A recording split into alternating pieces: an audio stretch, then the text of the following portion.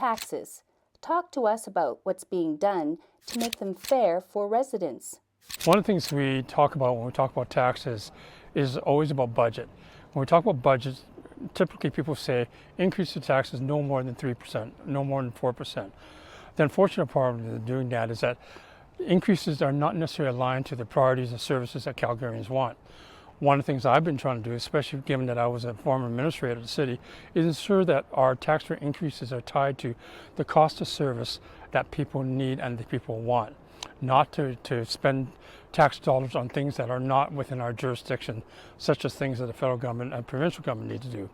More importantly, we also want to be able to spend taxes on the infrastructure essentials, such as potholes and ensuring that bike lanes are put in for safety. Now, when we think about that, who benefits the most on this? Our seniors do. Our seniors are on fixed incomes and they need to know that we're protecting them.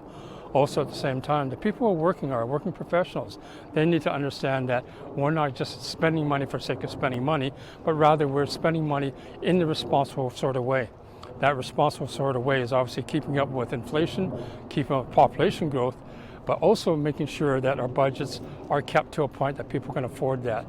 The way to, again, to do that is ensure that we understand the true cost of services relative to the value people want, prioritize to try to do is to ensure that, again, the taxes are paid by the appropriate proportion of residents versus businesses.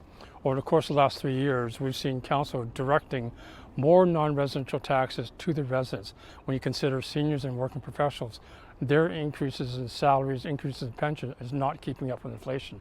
Why are we pushing that cost over to them? And I tried to put forward a tax rate rebate back in 2023 that was about $28 million. That was voted down by council. They thought that was grandstanding. It's not grandstanding. It's putting money back in the hands of people who really need that money. Has the city done enough to prepare for Calgary's growing senior population? When you take a look at current population of seniors, we're at 1 in 7 at the age of 65 and older. When we get to 2 million, we'll be at a point of 1 in 5. In other words, 20% of Calgarians will be seniors.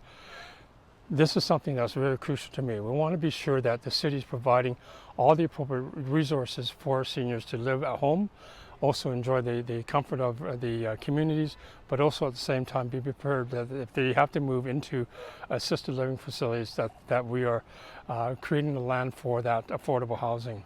From a housing perspective, a lot of seniors are today feeling uncomfortable about being in housing with the densification that's going on. I want to be sure that, again, housing is provided for them.